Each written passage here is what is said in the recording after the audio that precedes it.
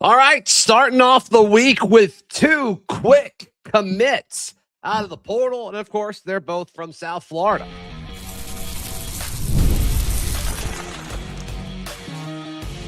You are Locked On Auburn, your daily podcast on the Auburn Tigers. Part of the Locked On Podcast Network, your team every day. Yes, welcome on into Locked On Auburn, your daily Auburn Tigers podcast. I'm your host, Zach Blackerby, and thank you so much for making Locked On Auburn your first listen every single day. Hopping on a quick live here to talk about the two newest Auburn Tigers, Jonathan Echols, Nykahl, Davenport. Of course, Echols, a tight end, and then Davenport, a running back.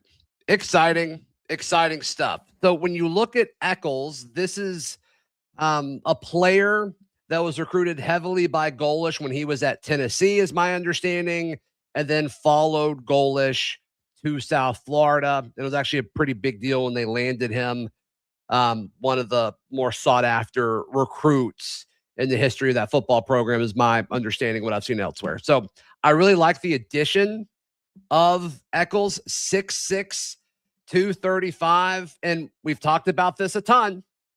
We've talked about this a ton before, the importance of the tight end in the Alex Golesh system. He's got versatility. He's done it, right? There's no question on if he can do it. And if you want to ask, can he do it at the SEC level? Well, Tennessee was ready to take him out of high school. When you look at his 300-ish snaps, he had 337 total, but I guess 30 of those were on special teams. So just north of 30 or 300 offensive snaps last year. 139 were attached to the offensive line. 82 were in the slot. 79 were in the backfield as an H-back. He even had a handful of snaps where he lined up as a wideout, a wide receiver. So this is what Golesh wants out of the tight end position. And so Jonathan Echols, obviously it's what Golesh wants. That's what he's had for the last few years when he was at South Florida. So that's exciting. I think this is one of the guys that comes in and plays right away. And so now your tight end room, Jonathan Echols, Ryan G, DJ Broughton. Those are guys that have all confirmed parts of the roster. So that's exciting. Nykahi Davenport is interesting because he is one of the more higher rated players when you look at pro football numbers from last year, which is exciting, but also like, how much does that actually matter? I think that's a reasonable question, but if you want it, PFF is great when it makes a case that you want it to make. And I want it to be that Davenport, it could be a solid player. I do wonder how he fits in from a depth chart perspective to this running back room. I also think it's interesting that a lot of these younger guys, or a lot of these USF guys that have signed early, are these younger guys. We saw that yesterday on Sunday with Corey Pettigrew and Christian Neptune, which Neptune will be a sophomore, Pettigrew will be a redshirt freshman, so they're still in the same class. But when you look at Nykahi Davenport, I think he is,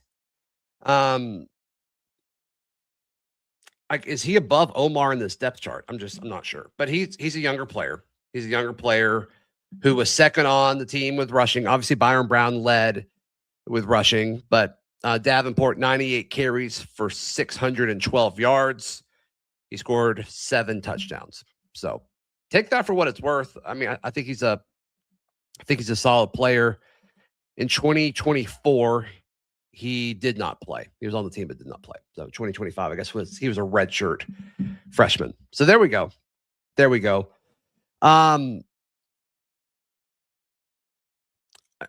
Assuming Auburn still gets the guys from South Florida that were kind of the biggest names, Byron Brown, Koger, and then Keyshawn Singleton. Are you looking at double-digit guys? Are you looking at 10 guys from South Florida? I think that's interesting. And I don't know if you're going to get a bunch of guys from a lower level of competition team. You want to be skill position guys. You don't want to be trench players. So I do think the argument is certainly there for that. I think there's also, I think all of these things should also symbol that Byron Brown is trending in the right direction. I'm not concerned about the Byron Brown announcement or lack thereof. I'm just not there yet. But things can change. But I don't expect them to. I don't expect them to. All right, let me tackle a few of y'all's questions in just a moment, right here on this special, quick live edition of Locked On Auburn. Today's show brought to you by our friends at FanDuel. FanDuel is America's #1 sports book. And right now, every Friday, they've got these NBA happy hour deals that drop right within the FanDuel app. And so you can kind of get bonuses and all of that within the app, which is super, super cool. So head over to FanDuel.com to wager and get in on the action. And before tip-off, check out the FanDuel app and see what's dropping. Every Friday from 6 to 7:30 p.m. Eastern, a little basketball, a little action, and a whole lot of Friday energy. That's NBA Happy Hour, only on FanDuel, the official sports betting partner of the NBA. Today's show also brought to you by our friends at Game Time. Game Time's the best place to buy tickets. Doesn't matter if it's for football, basketball, baseball, concerts. It doesn't matter. They've got you covered. And Game Time gives advantage back to the fans. It's the easiest way to unlock amazing seats and experiences in just a few taps. Take the guesswork out of buying tickets with Game Time. Download the Game Time app, create an account, and use code LOCKEDONCollege for $20 off your first purchase. Terms apply. Again, that is LOCKEDONCollege for $20 off. Download the Game Time app today.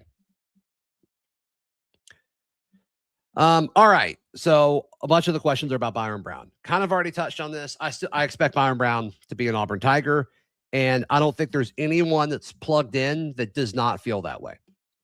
Not one. Not one. And just a reminder, I saw somebody say it in the chat as well. The fact that he got here later than he wanted to, like, could that throw off the timing? Possibly, but if they wanted an announcement on Sunday night, I think they could have still done it. I can't imagine that it's delayed at this point because of that, but it's certainly an argument for sure. Certainly an argument for sure. Noah asks, my question is, do we get a quote superstar like Jeremiah Smith or someone else super flashy? I think you're going to get Byron Brown. I think you're going to get Byron Brown, who's like, one of the best players in the transfer portal. So that is my prediction. I also don't know if this is a superstar type offense when it comes to like not the quarterback position. I don't know how honest we want to be about that, but I do think that's part of this too. Auburn fan 34 asking, can we see a basketball card? Sure. We absolutely can. Here's a Tahad Pettiford true auto number /15 PSA 10. Thanks for asking out of Prism Draft Picks. Thanks for asking, Auburn fan 34. The amount of folks from South Florida, I think, is going to generate a lot of conversation. It's going to be more than I thought, unless they don't land Singleton or Coger, which I would be a little surprised if that were to happen, but we'll see if that happens. I don't want to have that conversation quite yet because case by case, I think they're all going to make sense. The receiver position is also interesting because I think you're going to have more pass catchers this year than you did last year, which I don't know exactly how I feel about that from a roster construction standpoint, but we'll see. We'll see how Alex Golesh builds that.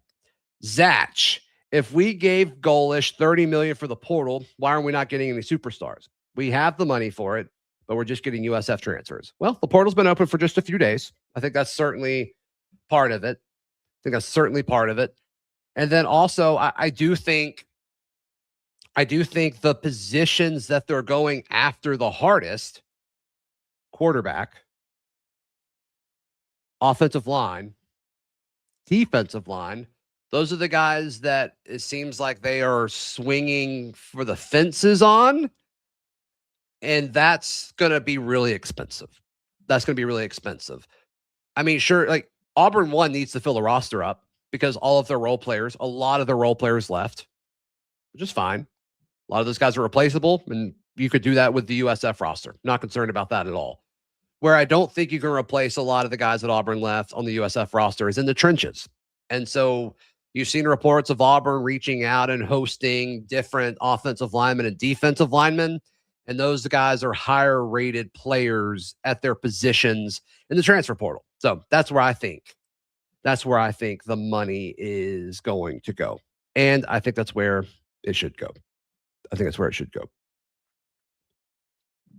Yep, Drewski's right. Drewski says, I think we're going to spend a lot of money in the trenches. 100%. 100%. I don't think this is an offense, and this is where, like, when Cam Coleman left, I'm like, I get it from both sides. I get why Cam would want to leave for more money / better opportunity, maybe play with a more proven quarterback in a different system. I get all that. I don't think this system is good for getting receivers into the NFL consistently. And that's going to be used to negatively recruit some of these quote unquote superstars you guys are talking about. But the superstar is Byron Brown. That's a big deal. So, cool. All right. I have a meeting in 1 minute, so I have to hop off. Thank you guys so much for hopping on for just a few minutes. Auburn getting Jonathan Echols and Nykahi Davenport. Very exciting stuff. I got a feeling we will talk more again today, and I'm looking forward to it. This has been Locked on Auburn.